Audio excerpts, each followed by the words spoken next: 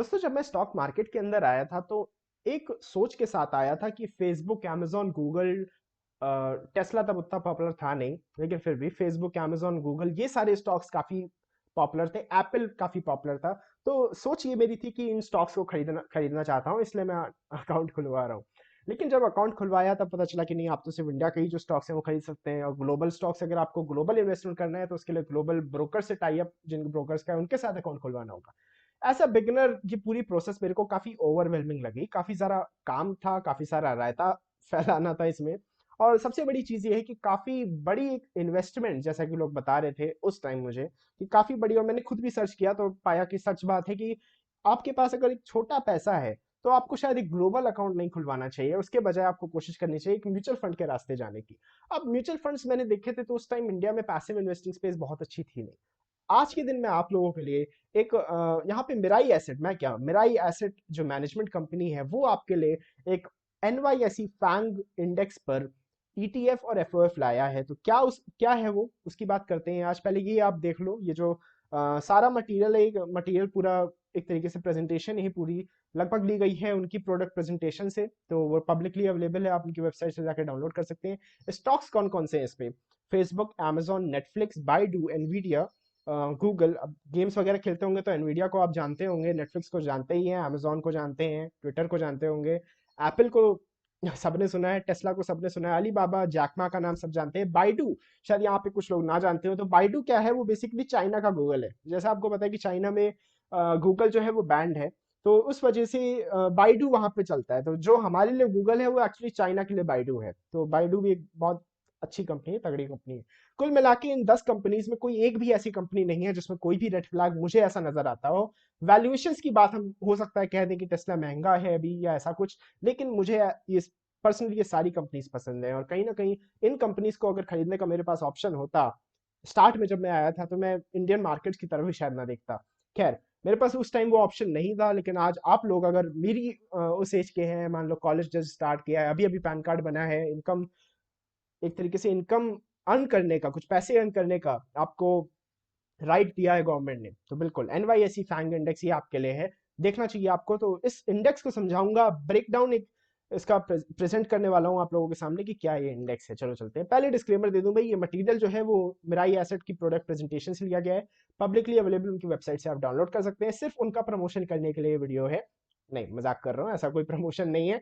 Basically index बहुत मुझे अच्छा लगा, और जिस तरीके से इंडिया की पैसिव इन्वेस्टिंग स्पेस, अभी जितने भी पिछले मैंने वीडियोस बनाए, बात की हमने यूटीआई मोमेंटम की, बात की हमने आईसीआईसीआई लो वॉलेटिलिटी की, सारी वीडियोस के अंदर हमने पैसिव इन्वेस्टिंग की बात की कि इंडिया के अंदर पैसिव इन्वेस्टिंग स्पेस बहुत पीछे है, हमें बहुत ग्रो करना है। और ये जिस तरीके से एक के बाद एक बम फोड़ रहे हैं सारी एएमसी ऑर्गेनाइजेशन, जिस तरीके से दिमाग लगा के कहाँ कहाँ से ला रहे हैं, मुझे पता भी नहीं था कि एनवाईएसई फैंग नाम का एक ऐसा इंडेक्स है। मुझे फैंग स्टॉक्स मैंने सुना था, बट इसका एक इंडेक्स है मुझे नहीं पता था, और ये लोग कहाँ से वो इंडेक्स ले आए।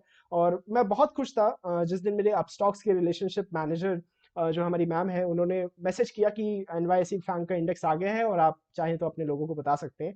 तो मैं बस तुरंत ही बहुत एक्साइटमेंट में वीडियो बना रहा हूँ, देख रहे हो कितना एक्साइटेड हूँ मैं। मैंने इसको एडिट भी नहीं किया है ठीक से, ठीक है। तो बहुत एक्साइटेड हूँ मैं यहाँ पर इस इंडेक्स के बाद। जितना एक्साइटेड मैं तब था जब लाइक अभी प्रीवियसली एक और कुछ ग्लोबल इंडेक्स आया था, हम चलो बात करेंगे आगे। देखो, है क्या ये बेसिकली एक ETF है, यानी एक एक्सचेंज ट्रेडेड फंड है। MAFA, आई एम सॉरी, एक थोड़ा सा यहाँ पे एडिट है, MAFANG नाम से, इस नाम से ये ट्रेड आपको होता हुआ दिख जाएगा अपने उस पे, मतलब ब्रोकिंग टर्मिनल पे। उसी के साथ इसका जो बेंचमार्क है वो NYSE FANG plus total return. FANG plus plus क्या है यहाँ पे? फैंग प्लस नाम है, राइट? तो फैंग प्लस TRI नहीं है, फैंग प्लस ही नाम है इस फंड का भी और इस इंडेक्स का भी। तो ये जो फैंग स्टॉक्स है इनको फैंग प्लस बोला जाता है शायद। मैंने देखा नहीं क्यों बोला जाता है, लेकिन मुझे ऐसा लगता है कि इसमें एक्चुअली जैसे आप देख रहे हो कि स्टार्ट में 10 स्टॉक्स है, जबकि फैंग जो एक्रोनिम है वो इनमें से सिर्फ 5 के लिए यूज होता है। तो फैंग प्लस का मतलब शायद ये होगा कि अब 5 प्लस अदर 5 जो कि फैंग में नहीं आते हैं, मतलब इस एक्रोनिम में नहीं आते, लेकिन वो भी। तो NYSE फैंग का जो टोटल रिटर्न इंडेक्स है, यानी डिविडेंड री इन्वेस्टमेंट इंक्लूड करके, वो यहाँ पे बेंचमार्क है। अब एक्रोनिम क्या है, ये फैंग है क्या? वैसे तो सुना ही होगा आप लोगों ने, लेकिन फिर भी बता देता हूँ। ये फेसबुक, एप्पल, amazon, नेटफ्लिक्स और अल्फाबेट, अल्फाबेट यानी गूगल, तो इनका ये शॉर्ट फॉर्म है। और फैंग प्लस जो है इसमें 5 अदर स्टॉक्स भी हैं। तो फैंग मतलब ये 5 स्टॉक्स, फेसबुक, एप्पल वगैरह, और फैंग प्लस मतलब इन 5 के साथ 5 और। अब ये जो बिजनेसेस हैं, सबसे बड़ी बात आपको ये समझ में आनी चाहिए कि ये जो बिजनेसेस हैं ये इंडिया में क्योंकि लिस्टेड नहीं है, तो अगर कहीं ना कहीं आप ये जो ईटीएफ है, या तो ईटीएफ राउट के थ्रू या तो एफओएफ राउट के थ्रू, किसी भी राउट के थ्रू अगर आप इन्वेस्ट करते हैं इसके अंदर, तो आपको एक अपॉर्चुनिटी मिलती है इन स्टॉक्स के अंदर निवेश करने की। और मुझे लगता है कि सबसे अच्छा यही रहेगा, क्योंकि यहाँ पर आपको कॉस्ट कम पड़ेंगे, बजाय कि अगर आप किसी ग्लोबल ब्रोकर के साथ, क्योंकि आपको उनके सारी ट्रांजैक्शन फीस जो है वो डॉलर में देनी है, कुछ रेमिटेंस रेट भी होता है, आप रुपीस को डॉलर में कन्वर्ट करते हो, कम रेट में कन्वर्ट होता है, फिर वापस इसको कन्वर्ट करोगे फिर भी कम रेट में कन्वर्ट होगा। हालांकि लेकिन आप लॉन्ग टर्म इन्वेस्टर हो तो ऐसा कुछ नहीं है, बट थोड़ा बहुत आपको देखना है कि आपका फंड वगैरह सही है, तो आप डायरेक्ट भी जा सकते हो, आपकी मर्जी है वो। अब बात करते हैं इस इंडेक्स के बारे में। तो देखो, सबसे बड़ी बात यह है कि इस इंडेक्स का कोई ऐसा लाइक एक बहुत सब्जेक्टिव सा इंडेक्स लगा मुझे जब मैंने इस स्लाइड को देखा, या और इसके बारे में थोड़ा सा समझा भी। तो यहाँ पे कोई मैथमेटिकल एज सच, अब हो सकता है हो, लेकिन पब्लिकली ऐसा अवेलेबल नहीं है। तो पब्लिकली जो डेटा अवेलेबल है उसके हिसाब से हमें ये दिख रहा है कि काफी सब्जेक्टिव सी चीज है। मतलब बेसिकली यहाँ पे कुछ कैरेक्टर्स तो रखे हुए हैं इन्होंने। अब मैं इसको एक काम करता हूँ, लेजर पॉइंटर कर लेता हूँ, समझ जाने में आसानी होगी। तो कुछ कैरेक्टर्स इन्होंने रखे हुए हैं कि हाँ, मार्केट कैपिटलाइजेशन कुछ ऐसी होनी चाहिए, ट्रेडिंग वॉल्यूम का कुछ क्राइटेरिया होना चाहिए, यूएस के किसी स्टॉक पे एक्सचेंज, मेजर स्टॉक एक्सचेंज पे लिस्टेड ऑफ कोर्स ही होंगे ही। तो कुछ ऐसे क्राइटेरिया इन्होंने रखे हैं, बट बेसिक जो क्राइटेरिया है वो यही है कि ये ऐसे स्टॉक्स को यहाँ पे लेने चाहते हैं इस इंडेक्स के अंदर जो एक रेवोल्यूशन ला रहे हैं, दुनिया को बदल दे रहे हैं। राइट, पूरी पूरी मतलब दुनिया की सोच बदल दे रहे हैं, जिस तरीके से बिजनेसेस ऑपरेट हो रहे थे उस पूरे ढंग को ही चेंज कर दे रहे हैं। तो ऐसे स्टॉक्स कहीं ना कहीं आपको इस इंडेक्स के अंदर दिखेंगे। और ये काफी एक सब्जेक्टिव सी चीज है। अब इसका जो जो भी इस इंडेक्स को बना रहा होगा, कोई कोई ना कोई मेंटेन कर रहा होगा, तो उसको क्या लगता है कौन सी, मतलब टॉप 10 जैसे उसने चुने, तो ऐसा नहीं है, इनमें से और ऐसे भी काफी कंपनीज हो सकती हैं जो दुनिया में एक बदलाव ला रही हूँ, लेकिन वो इस इंडेक्स का पार्ट नहीं है। फॉर एग्जाम्पल अगर हम बात कर ले जूम की, तो जूम ने एकदम जिस तरीके से टीचिंग होती थी स्कूल, ट्रेडिशनल स्कूल्स या कॉलेजेस में, अभी लॉकडाउन के अंदर टीचिंग जूम पे होती है, एकदम से वो भी एक चेंज है। लेकिन शायद एक टेम्परेरी चेंज है, इस वजह से नहीं है। बट मतलब कहने का मतलब क्या है कि ऐसा नहीं है कि ये जो कंपनीज है बस यही है सब कुछ। तो मतलब एक अपॉर्चुनिटी आपके लिए भी है कि आप अगर चाहो, आपको ये थीम जो है, ये थीमेटिक इंडेक्स एक कहा जाता है, तो आपको अगर ऐसी थीम अच्छी लगती है कि नहीं, जो कंपनीज सच में दुनिया को ऐसे रेवोल्यूशनाइज कर रही हैं, उन कंपनीज में इन्वेस्ट करना चाहिए, तो आप अपना खुद का फैंग भी बना सकते हो। आपको टॉप 10 नहीं पसंद है, आप टॉप 20 लेके बना सकते हो, लेकिन रिसर्च फिर आपको खुद करनी पड़ेगी। तो क्या रिसर्च है वो थोड़ा सा यहाँ पे ओपेक है चीज। राइट, कुछ क्राइटेरियाज बस है। तो अब इन्होंने कुछ इंडस्ट्रीज जो इन्होंने बताया, फॉर एग्जांपल जैसे अभी मैं बात कर रहा था रेवोल्यूशनरी जो टेक्नोलॉजीज हैं, तो अगर सोशल मीडिया की आप बात करो, आज से 10 साल 15 साल पहले there was no one who believed that Facebook, Google, they are going to be a thing. आप ई कॉमर्स की बात करो, मुझे जेफ बेजोस की एक स्टोरी मुझे याद है। मुझे लगता है शायद आज से 25 साल पहले जेफ बेजोस का कोई दोस्त वगैरह था, और जेफ बेजोस ने एक स्टार्टअप कर रहे थे, बस अमेजोन स्टार्ट कर रहे थे। उनका एक गैराज था, गैराज में उन्होंने कुछ किताबें रखी थी। जैसे आपको पता होगा कि अमेजोन जब स्टार्ट हुआ था, तो वो बुक सेलर था बस, ठीक है, वो ऑनलाइन बुक्स बेचना चाहते थे, और यही उनका मेन पर्पस था स्टार्ट होने का। ऐसा उन्होंने नहीं सोचा था कि चलो और प्रोडक्ट्स भी एक्सपैंड करूंगा या सभी कुछ बेचने लग जाऊंगा, ऐसा नहीं सोचा था। तो उन्होंने बस स्टार्ट में ऐसा बुक सेलिंग बिजनेस उनका था, उनके गैराज में बुक्स भरी हुई थी बहुत सारी, और अपने किसी फ्रेंड से वो ऐसे बात कर रहे थे। और उनका जो विजन था जेफ बेजोस का, उस टाइम जब वो कुछ भी नहीं थे, 25 साल पहले आज से, उनका जो विजन था वो ये था कि मैं एक दिन यही बुक्स बेच बेच के अब मुझे एग्जैक्ट फिगर नहीं याद है कितना, $500 बिलियन कमाऊंगा, ऐसा कुछ कहा था। चेक कर लेना, एक बार वेरीफाई कर लेना, क्योंकि ये स्टोरी मैंने सोचा नहीं था कि मैं बताऊंगा इस प्रेजेंटेशन में एकदम से। देखो देखो, यही अच्छी बात होती है जब आप लोगों को ना चीजें सिखाते हो, लोगों को चीजें समझाते हो। बहुत सी चीजें ऐसी होती है जो एकदम से दिमाग में आती हैं, और फिर वहीं से आपको एक पॉइंट मिलता है, एक पिवट मिलता है कि अच्छा चलो इस चीज पे भी रिसर्च करते हैं, इस चीज को भी समझते हैं, वैसे ही आपकी भी नॉलेज बढ़ती है। तो इस यूट्यूब चैनल का जितना फायदा आप लोग उठा रहे हो ना, शायद उससे कई ज्यादा फायदा मैं उठा रहा हूँ। और आप लोग भी ज्यादा उठा सकते हो अगर आप लोग अपने जो आइडियाज है उनको कहीं ना कहीं नोट करना शुरू करो, और फिर उन आइडियाज पे काम करना शुरू करो। चलो आगे बढ़ते हैं। तो उस बंदे का ऐसा विजन था कि मैं एक 500 लाइक $1 बिलियन मेरी नेटवर्थ हो, या चलो मैं एक काम करता हूँ, मैं अभी सर्च ही कर लेता हूँ, आप लोगों को गलत इन्फॉर्मेशन नहीं जानी चाहिए। ओके, तो मैंने नेटवर्थ अभी चेक की है उनकी उनकी नेटवर्थ है $187 billion as of now. So I think it was like $100 billion, but you get the idea. तो उस समय जब वो पर्सन कुछ भी नहीं था, उसकी विजन इतना तगड़ा था कि नहीं, मेरे को करना है, मेरे को बनाना है और ये बुक्स बेच के मैं बनाऊंगा। लोगों ने उनका मजाक उड़ाया, है ना। लोगों ने उनको ऐसे कैसे बुक्स बेच के इतने अमीर बन जाओगे, लेकिन आज है अमेजोन ई कॉमर्स, ठीक है। मतलब पहले के टाइम पर लोग कैसे थे पता है, पहले के टाइम पे अगर मैं बता रहा हूँ, अगर इंडिया में कोई जेफ बेजोस जैसा होता, अगर वो सोचता कि चलो मैं ई कॉमर्स से रिलेटेड एक सेक्टर में जाऊंगा और मैं कुछ ऐसा करूंगा। देखो ये जो चीज़ है ना, मैंने एक्चुअली इनोवेटिव बिजनेसेस पे काफ़ी ज़्यादा केसेस पढ़े हैं, काफ़ी ज़्यादा केस स्टडीज पढ़ी हैं, तो ये बहुत ही मेरे दिल के करीब है टॉपिक के। तो इंडिया में कोई ऐसा होता तो उससे क्या पता है क्या बातें होती उससे, उससे बातें ये की जाती कि यार इंडियंस जो हैं वो तो उनकी तो ये माइंडसेट है, ये मेंटालिटी है कि कोई सामान अगर होगा तो पहले हम उस सामान को छू के देखेंगे, समझेंगे, परखेंगे, है ना। तुम कह रहे हो कि नहीं बिना देखे उनको सामान बेच दोगे, मूर्ख हो गया, राइट। तो ये बात होती है ना, मूर्ख हो गया।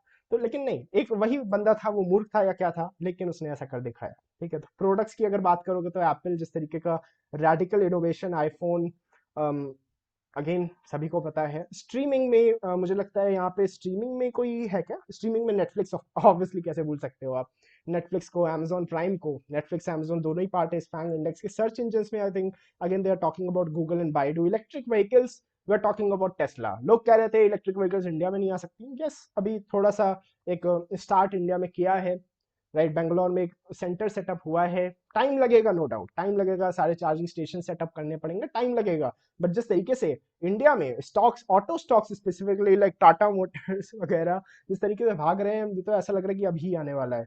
चलो ठीक है, अब आई डोंट नो ना, क्योंकि देखो आप देख रहे हो, हम लोग कभी कभी ना ह्यूमैनिटी को अंडर एस्टिमेट करते हैं बहुत सी चीज़ों पे, लेकिन जो ह्यूमन रेस है वो इतनी अच्छे और इतनी फास्ट रेट से इवॉल्व कर जाती है कि हम ही शॉक्ड हो जाते हैं। मतलब मुझे लगता है कि आने वाली जनरेशन ऐसी होंगी कि हर 2-3 साल में ही उनको कुछ ना कुछ नए इन्वेंशन, कुछ ना कुछ लाइफ चेंजिंग इन्वेंशन देखने को मिलेंगे, और वो फास्टिंग होता जाएगा वो रेट, ठीक है। वो जितनी जनरेशन बढ़ती जाएगी वो उतनी उतनी जल्दी जल्दी और इनोवेशन होते रहेंगे। ओके, तो बात करते हैं ऑनलाइन शॉपिंग की। Again what do we have in online shopping, we have amazon, या दैट्स इट आई गेस। तो फिर search engine of China, again search engine ने 2 बार लिख दिया, तो search engine of China is Baidu. तो ये कुछ रेवोल्यूशनरी सेक्टर्स हैं। अब इनमें एक एक सेक्टर पे अगर आप डिटेल वीडियो चाहते हो तो मुझे बताना। इलेक्ट्रिक व्हीकल पे वीडियो चाहते हो, कैसे इलॉन मस्क ने स्टार्ट किया, लाइक क्या क्या उनकी स्टोरी थी, तो ये स्टोरीज मैंने मतलब कॉलेज फर्स्ट ईयर में इनको समझा था। और मुझे लगता है कि इलॉन मस्क एक ऐसे पर्सन है कहीं ना कहीं कि अगर आप किसी भी मोटिवेशनल स्पीकर को नहीं सुनते हो ना, तो वैसे मोटिवेशनल स्पीकर वो नहीं है, वो एक्चुअली एक बड़े इन्फ्लुएंसर हैं। और उनका कद ही ऐसा है, उनका लेवल ऐसा है कि जो भी बातें वो कहते हैं उन बातों का मतलब बहुत अच्छा लगता है, बहुत वेट अटैच होता है उन बातों से। तो उनको जरूर सुनना चाहिए, मुझे लगता है ऐसे कुछ लोगों को, जो भी लाइक पब्लिकली जिनकी भी स्पीचेस अवेलेबल हैं, ऐसे लोगों को आपको सुनना जरूर चाहिए। अगर आप मेरी वीडियो देख रहे हो तो कहीं ना कहीं आप अपने लाइफ में कुछ बेटर तो करना चाहते ही हो, तो सुनना जरूर चाहिए। मेन एम क्या है एनवाईएसई फैंग का, again this is a very subjective aim. Subjective का मतलब ये होता है कि जब हम कहते हैं कि मान लो कोई 2 बंदे हैं, ठीक है, जैसे मान लो क्वेश्चन आंसर जो हमारा स्कूल या कॉलेज का होता है। अब एक ही क्वेश्चन के बच्चे तरह तरह के आंसर्स देते हैं, वो क्योंकि सब्जेक्टिव होता है। लेकिन अगर वही ऑब्जेक्टिव होगा, यानी एक क्वेश्चन है उसके 4 ऑप्शन से 4 में से एक सही है, तो एक ही सही ऑप्शन है, तो वो ऑब्जेक्टिव होता है कि वहां पे एक ही सही चीज है। जैसे हमने मोमेंटम की बात की थी, लो वॉलिटिलिटी, तो वो एक मैथमेटिकल सेटअप था पूरा, तो वहां पर एक ही सही आंसर है, एक ही सही स्टॉक है। अगर हम अभी बात करें मोमेंटम की, तो सबसे ज्यादा मोमेंटम जो है अल्फा पोर्टफोलियो निफ्टी अल्फा की बात करोगे, टांडा प्लेटफॉर्म्स का है। और ऐसे अगर मोमेंटम में आप बात करोगे तो मुझे लगता है पूरे मेटल सेक्टर मोमेंटम में है सबसे ज्यादा। तो वो उसमें कोई ऐसी सब्जेक्टिविटी नहीं है कि आप मुझसे पूछोगे तो मैं कहूंगा मेटल सबसे अच्छा कर रहे हैं, किसी और से पूछोगे तो वो कहेगा कुछ और। नहीं, ऐसा कह नहीं सकता वो, क्योंकि एक मैथमेटिकल हमारे पास वहां पे कैलकुलेशन है, इसमें नहीं है। ये ध्यान रखना है कि इसमें नहीं है, तो इसमें आप एक डिपेंड आप, लेकिन हाँ ये जरूर मान सकते हो कि जो भी कंपनीज ऐसी होंगी, ऐसी कंपनीज चुनेंगे इस इंडेक्स के अंदर जो कि प्रूवन होंगे, जिन्होंने अपने आप को प्रूव कर लिया होगा। तो e commerce, internet surfing, again these are the same things pretty much. अगर हम पोर्टफोलियो एलोकेशन की बात करें तो 50% वेटेज इस कंपनी इस इंडेक्स के अंदर टेक्नोलॉजी का है, 30% वेटेज कंज्यूमर के लिए जो सर्विसेज या गुड्स वगैरह हैं, और बाकी 20% वेटेज है कम्युनिकेशन कंपनीज का। तो this is the weightage that you need to know कि ऐसा नहीं है कि आप ओवरवेट हो बहुत ज्यादा टेक्नोलॉजी पे, हाँ ओवरवेट जरूर हो, लेकिन ऐसा नहीं कि आपका पोर्टफोलियो पूरा टेक्नोलॉजी से भरा है। तो बाकी चीजें भी इस इंडेक्स के अंदर हैं। अब अगर सबसे बड़ी बात आती है कि पैसा कितना देगा, है ना, सबसे बड़ी बात तो ये आती है ना, पैसा कितना देगा ये इंडेक्स, वो तब तो ठीक है, लेकिन पैसा कितना मिलेगा। 1000 रुपए अगर आपने 2014 के अंदर लगाए होते, लगभग 2014 के अंत में ही आपने लगाए होते, या कह सकते हैं 2015 के आसपास लगाए होते, तो आपको 2021 तक जो NYSE फैंग इंडेक्स है उसने 8000 रुपए करके दिए होते, नैस्डैक 100 ने आपको 4000 करके दिए होते, S&P ने आपको 2590 करके दिए होते, और निफ्टी 50 ने आपको 1900 कुछ करके दिए होते। तो बस मुझे लगता है इतना कहना काफी नहीं है। आपको ये भी पता होना चाहिए कि अगर कोरिलेशन की बात की जाए, क्योंकि देखो जब आप एक पोर्टफोलियो बनाते हो, और मुझे लगता है कि पोर्टफोलियो मैथमेटिक्स एक थ्योरी होती है, पूरी एक पूरा सब्जेक्ट है जिस पे लोग बात करते हैं, काफी सारे PhD रिसर्च स्कॉलर्स हैं, हार्वर्ड यूनिवर्सिटी, येल यूनिवर्सिटी वगैरह के, जिन्होंने रिसर्च पेपर्स भी इस पे निकाले हैं, काफी बुक्स इस पे लिखी गई हैं। चाहो तो आप इस टॉपिक पे रिसर्च कर सकते हो, लेकिन मैं एक चीज यहाँ पे बताना चाह रहा हूँ। पोर्टफोलियो मैथमेटिक्स थ्योरी के हिसाब से जब आप अगर एक पोर्टफोलियो में डाइवर्सिफिकेशन कर रहे हो, तो उस डाइवर्सिफिकेशन का मतलब तभी है अगर जो दो एसेट क्लासेस आप ले रहे हो उनके बीच कोरिलेशन काफी कम हो। जितना कम कोरिलेशन होगा आपका डाइवर्सिफिकेशन उतना अच्छा होगा। अच्छा, क्यों ऐसा लोग कहते हैं कि इक्विटी और गोल्ड जो है वो डाइवर्सिफिकेशन का काम करते हैं, इक्विटी और डेप्ट डाइवर्सिफिकेशन का काम करते हैं? इसका रीजन यही है कि जब इक्विटी ऊपर जाता है तो गोल्ड नीचे आता है, तो वो एक नेगेटिव कोरिलेशन हो जाता है, या फिर एक बहुत ही लो कोरिलेशन हो जाता है। तो अगर आप देखोगे तो फैंग इंडेक्स का निफ्टी 50 से कोरिलेशन मात्र 15% का है, राइट। मुझे लगता है कोरिलेशन आप लोग समझते होंगे, अगर मेरी आर्बिट्राज की प्लेलिस्ट आपने देखी होगी तो। कोरिलेशन का मतलब है कि एक ऊपर जा रहा है तो मान लो निफ्टी अगर 100 बार ऊपर जाता है तो फैंग उनमें से 15 ही बार ऐसा होगा जब फैंग ऊपर जाएगा। तो इसका मतलब ये नहीं है कि फैंग अंडर परफॉर्म करेगा, ये बस एग्जांपल मैंने बोला, नीचे जाने पे भी यही चीज ट्रू है, राइट। तो यहाँ पे आप क्लियरली देख सकते हो कि, और मैं अगर आपको सच बताऊं तो जैसे ही ये इंडेक्स आया है, आई थिंक दिस इज, हो सकता है ये ओवर कमिटमेंट हो सकता है ये मेरा पैशन हो, क्योंकि लाइक क्योंकि मैं सब्जेक्टिव हो सकता हूँ। अब जैसे इस चीज़ पे मैंने काफ़ी रिसर्च की है, मैंने पूरा फर्स्ट ईयर कॉलेज इन्हीं फैंग कंपनीज को ही पढ़ा है, इन्हीं के बिजनेस मॉडल्स को समझा है। तो हो सकता है मैं यहाँ पे थोड़ा सब्जेक्टिव हूँ, लेकिन मेरा ग्लोबल मार्केट्स में जितना भी पोर्टफोलियो एलोकेशन है अभी, उसका 60% सिर्फ और सिर्फ इस इंडेक्स में है। एक नया ETF, एक नया एफ जिसकी पास्ट परफॉर्मेंस सिर्फ बैक टेस्ट पे है, उस पे मेरा 60% एलोकेशन है। और बाकी फिर चाइना वगैरह, और मैंने शायद शेयर किया होगा आप लोगों के साथ पहले। तो हाँ, अब लगभग खत्म करने वाले हैं हम इस चीज को। तो पावर ऑफ 10, अब यहाँ पे देखो एक चीज, क्योंकि देखो इस इंडेक्स के खिलाफ सबसे बड़ी बात कोई क्या बोल सकता है पता है? अब चलो रुको, मैं एक छोटा सा ब्रेक ले लेता हूँ, और फिर मैं आपको आगे बताता हूँ। ओके, तो इस इंडेक्स के खिलाफ, एक सेकंड, रिकॉर्ड हो रहा है ना?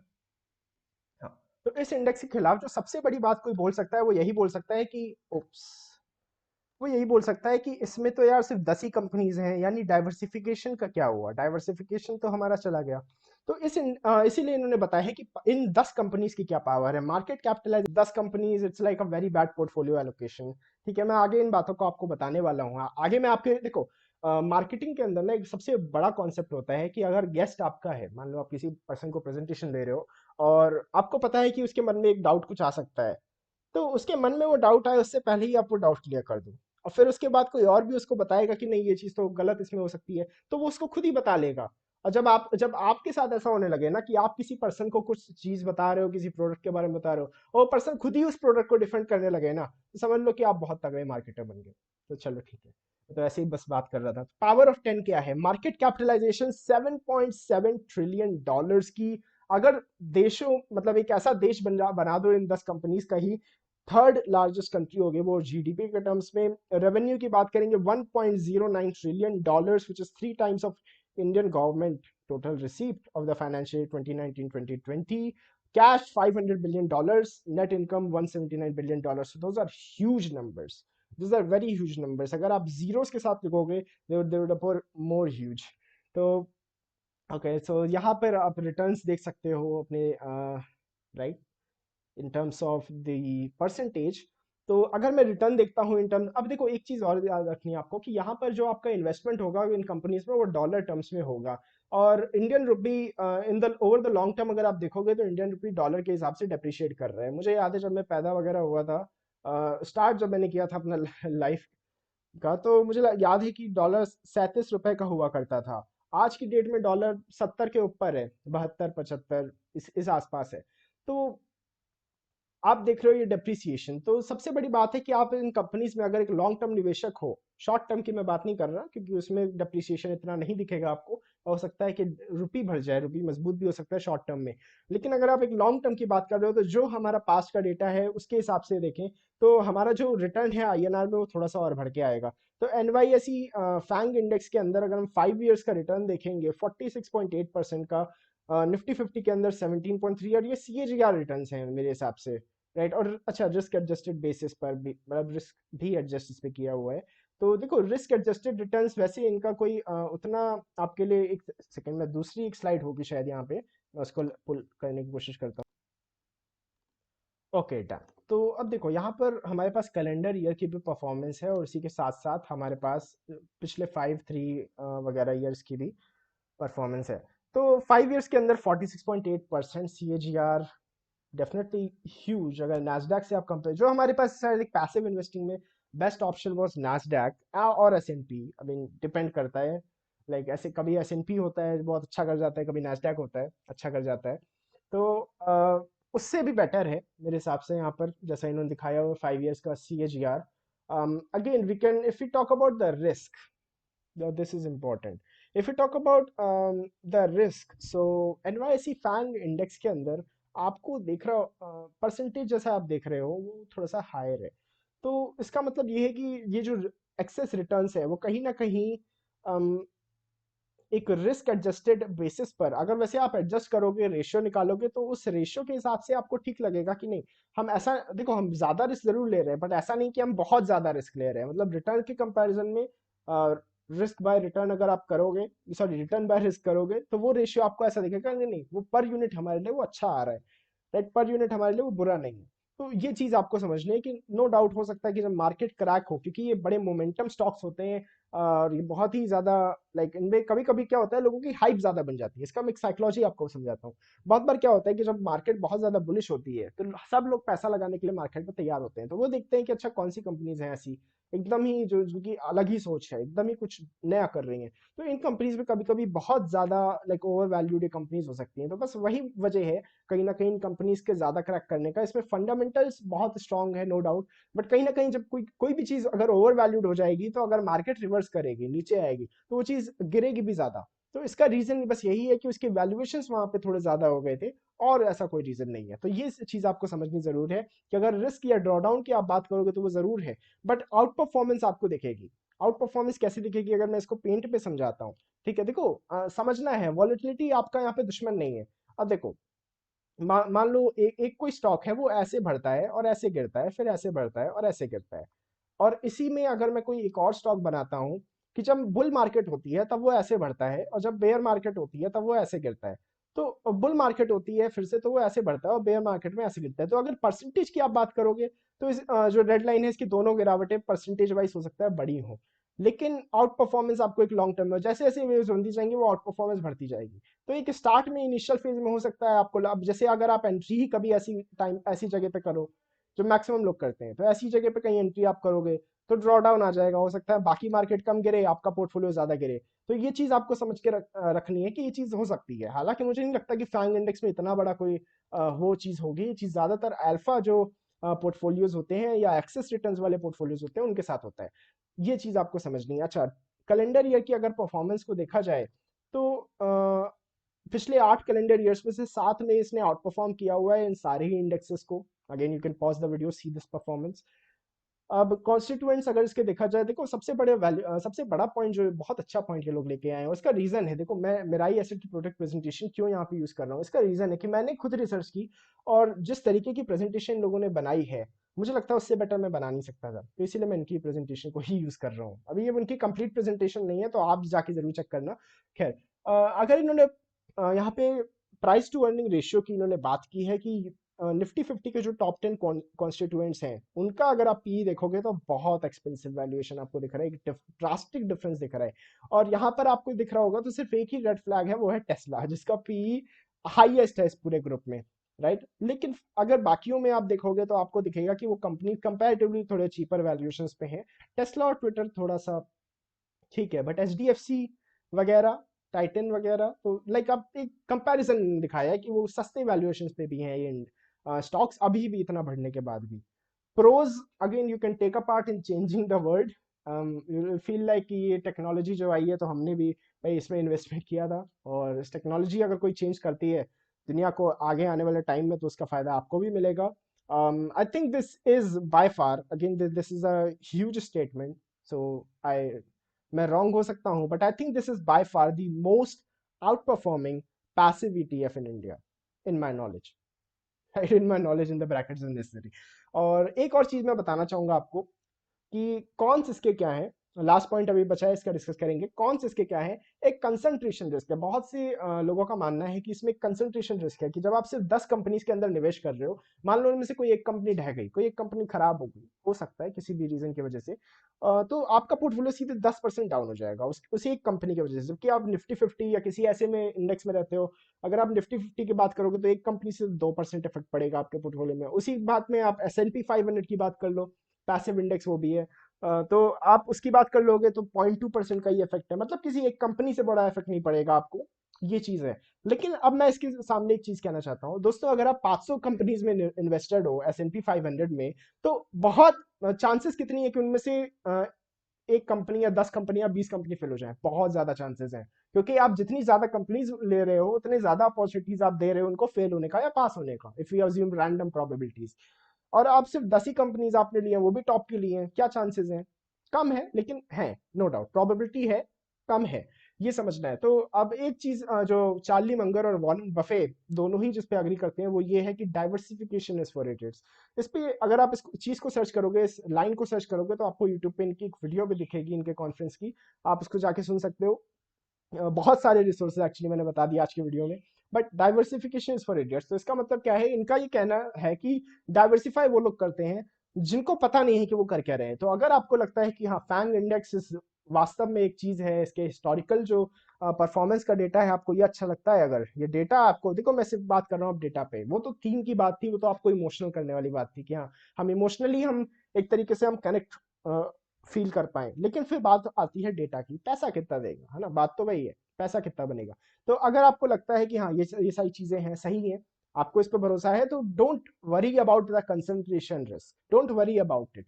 अगर आपको पता है कि आप क्या कर रहे हो, देखो रिस्क कहाँ से आता है? अगर मुझे ही नहीं पता कि मैं क्या कर रहा हूँ, अब मैं 100 स्टॉक्स ले लूं या 200 स्टॉक ले लूं या 500 भी स्टॉक ले लूं, अगर मुझे पता ही नहीं है कि मैं क्या कर रहा हूँ, रैंडमली कुछ भी चेरी पिक करता जा रहा हूँ, तो that is a bigger risk. And मेरे हिसाब से इन टॉप 10 स्टॉक्स में ना रहना is a bigger risk than ये कंसंट्रेशन वाला रिस्क। तो ये मेरा एक पर्सनल व्यू है, लेकिन वो व्यू पॉइंट रखना जरूरी था कुछ लोगों का कि कंसंट्रेशन रिस्क इसमें हो सकता है कि अगर एक कंपनी फेल हो जाए तो वो काफी ह्यूज अपने इंपैक्ट डाल सकता है। तो दोस्तों इसी के साथ thank you and have a nice day, thanks for spending some time of your day with me.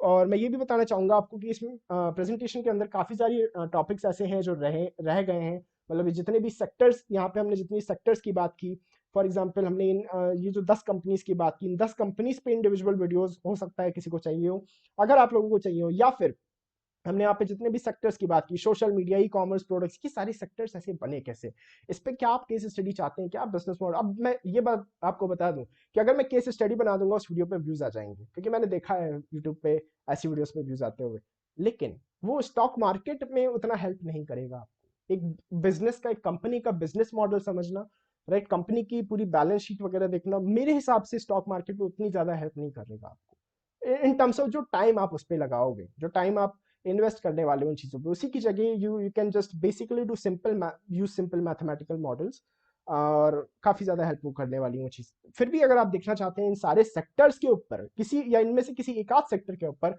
Comment section में बता दीजिए, कमेंट आएंगे आपके, तो मैं वीडियो जरूर बनाऊंगा। मिलता हूं दोस्तों नेक्स्ट वीडियो में।